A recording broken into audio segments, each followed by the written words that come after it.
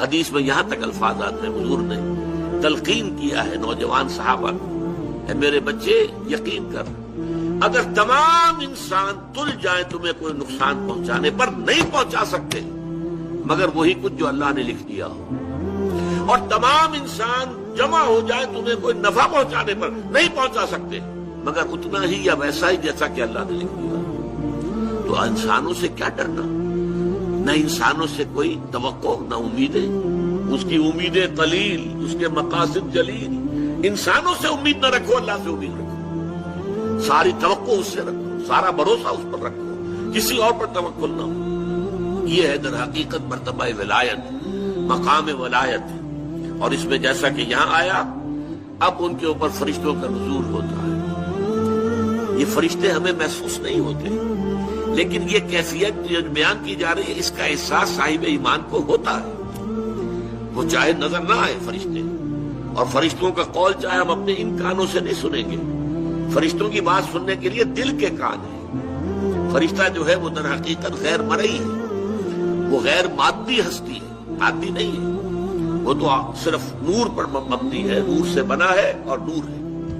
لہذا ان کا تنزل ہوتا ہے، وہ کیا کہتے ہیں، اللہ تخافوا ولا تحزنوا، وہی نتیجہ، الا ان اولیاء اللہ لا خوف علیہم ولا هم يحزنون۔ زوال خوف و حزن، یہ دو چیزیں ہیں جو ثبوت ہے کہ واقعتاً اللہ پر ایمان موجود ہے، واقعتاً اللہ کی ربوبیت پر دل ٹھک گیا ہے۔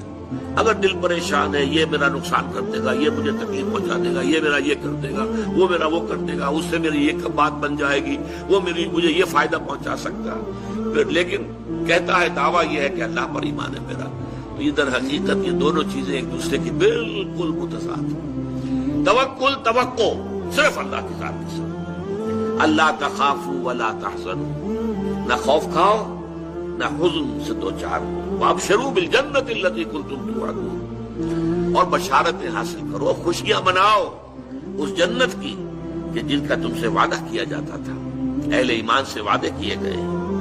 وَلَكُمْ فِيهَا نَحْنُ أَوْلِيَاؤُكُمْ فِي الْحَيَاةِ الدُّنْيَا وَفِي الْآخِرَةِ، ہم تمہارے ساتھی ہیں، مددگار ہیں، پشت پناہ ہیں، حمایتی ہیں، دنیا کی زندگی میں بھی آخرت میں بھی۔ یہ نوٹ کر لیجیے، یہ دنیا کی زندگی میں ایک چوسر کی جنگ ہے، جیسے چوسر کی سڑک ہوتی تھی، حق و باطل کی جنگ جاری ہے۔ حق و باطل کی ایک جنگ ہمارے اندر ہے، ایک طرف ہمارا نفس امارہ ہے جو برائی کی طرف ہمیں دھکیلتا ہے، ایک طرف ہمارے اندر روح ربانی ہے، وَنَفَخْتُ فِيهِ مِن رُوحِي، وہ ہمیں خیر کی طرف، بھلائی کی طرف، بلندی کی طرف کھینچتی ہے۔ ایک کشاکش جو ہے ہمارے اندر ہے، کچھ کشاکش باہر چل رہی ہے، ہمارے اس نفس کو تقویت دینے کے لیے، اسے مشتعل کرنے کے لیے یہ شیاطین جن موجود ہیں۔ الذی یوسوس فی صدور الناس من الجنۃ والناس، حضور نے فرمایا کہ جب قلب غافل ہوتا ہے اللہ کی یاد سے تو شیطان اپنی تھوتنی لگا دیتا ہے دل کے ساتھ اور پھونکے مارتا ہے، اس کے اندر مشتعل کرتا ہے۔ جو حیوانی جذبات ہیں، جو انسان کے سفلی جذبات ہیں، اڈ اور لبیڈو کے جو تقاضے ہیں، انہیں مشتعل کرتا ہے، ایکسائٹ کرتا ہے، تاکہ وہ مشتعل ہو کر اور وہ انسان کے جو ہے اس وقت ہوش اور حواس کے اوپر غالب آ جائے۔ اس کے مقابلے میں فرشتے ہیں غیر مرئی، فرشتے جو ہیں وہ ہمیں روحانی طور پر تقویت پہنچاتے ہیں۔ ہمارے اندر کا جو خیر ہے، جیسے کہ ہمارے اندر کا شر، نفسانیت، اس کو تقویت پہنچانے والے شیاطین جن باہر موجود ہیں جو نظر نہیں آتے، اسی طریقے سے ہمارے اندر کا خیر، روحانیت، اس روحانیت کو تقویت پہنچانے والے ملائکہ ہیں جو خارج میں موجود، وہ بھی نظر نہیں آتے، یہ بھی غیر مرئی، وہ بھی غیر مرئی۔ مرئی لوگوں کے اندر بھی جو انسان ہیں، خیر کی طرف بلانے والے بھی ہیں، شر کی طرف بلانے والے بھی ہیں۔ آپ کا دوست یہ بھی کہے گا چھوڑو میاں، کیا کس چکر میں پڑ گئے حلال حرام کے، دیکھو فائدہ ہوتا ہے اس کام کے اندر، جس کام میں فائدہ ہو وہ کرو، اللہ خرچ اللہ۔ یہ کیا حلال اور حرام اور صحیح اور غلط اور جائز اور ناجائز، وہ آپ کو شر کی ترغیب دے رہا ہے کہ نہیں دے رہا؟ اسی طرح کوئی آپ کا بھائی ایسا بھی ہو، اللہ کے بندے خیال کر، غلط کام مت کر، اس سے تھوڑا سی یہ کہ تجھے دنیا میں دولت مل جائے گی، اخروی زندگی برباد ہو جائے گی تیری، ایسے انسان بھی تو ہے نا۔ تو لوگ جو ہے خارج میں، انسانوں میں بھی داعیان شر بھی ہے، داعیان خیر بھی ہے، وہ تو ویزیبل ہے، مرئی ہے۔ غیر مرئی عالم میں جنات شیاطین جن ہیں جو ہمارے نفسانی خواہشات اور تقاضوں کو بڑکاتے ہیں، اور ادھر ملائکہ ہیں جو ہمیں تھپکی دیتے ہیں تم نے اچھا کام کیا ہے۔ اچھا کام کر کے جب مسرت ہوتی ہے، حضور نے فرمایا اذا سرت کا حسنتک وساءت کا سیئتک فانت مومن۔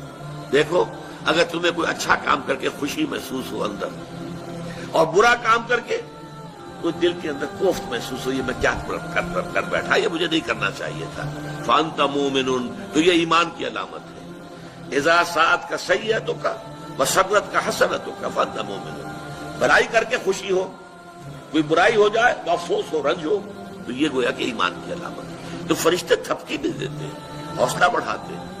قرآن مجید میں آیا ہے جنگ بدر میں، جنگ احد میں فرشتے آئے، انہوں نے مدد کی، اہل ایمان کے دلوں کو اور اہل ایمان کے قدموں کو جمایا۔ انثبت الذین آمنوا، جاؤ قدم جما دو اہل ایمان کے، تو اہل ایمان کے لیے فرشتے آئے۔ تو یہ فرشتوں کا نزول ہوتا ہے ان اولیاء اللہ، اللہ کے ساتھیوں کے بارے میں۔ ابھی اولیاء اللہ سے آپ یہ نہ سمجھ لیجئے کہ وہ کوئی علیحدہ قسم کی نوع ہے یا کوئی علیحدہ جنس، انسانوں ہی میں ہوتے ہیں نا۔ تمام صحابہ اولیاء اللہ تھے، سب کے سب اولیاء اللہ کا جو اعلیٰ ترین معیار ہے، کوئی ولی اللہ غیر صحابی ادنا سے ادنا صحابی کے پائے کو بھی نہیں پہنچ سکتا۔ یہ اچھی طرح نوٹ کر دیجیے، یہ ہمارا اہل سنت والجماعت کا پختہ عقیدہ ہے۔ کمتر سے کمتر صحابی جو ہے بڑے سے بڑے ولی سے بھی وہ افضل ہے، بڑے سے بڑے ولی سے افضل۔ تو اولیاء اللہ سے مراد یہی نہ لے لیجئے جو ہماری اپنی جو ووکیبلری ہے، ہماری بول چال میں صوفیاء کرام کے لیے الفاظ یہ آتے ہیں، وہ بھی ہے الحمدللہ، ان کے اندر بھی اولیاء اللہ بہت بڑی تعداد میں، لیکن جو ہمارے صحابہ کرام تھے وہ تو سب کے سب اللہ کے ولی تھے۔ ان کے لیے آتا ہے نحن اولیاؤکم فی الحیات الدنیا وفی الآخرہ، ہم تمہارے ولی ہیں، مددگار ہیں، پشت پناہ ہیں، جمے رہو، قدم تمہارے ڈگمگانے نہیں چاہیے۔ اور آخرت میں بھی، جنت میں تو ظاہر بات ہے کہ دوستی انہی سے ہوگی، وہی آئیں گے۔ یدخلون علیہم من کل باب، قرآن میں آتا ہے جنت کے ہر دروازے سے وہ داخل ہوں گے سلام کرتے ہوئے، سلام سلاما، سلام اور سلامتی کے پیغام لے کے آئیں گے۔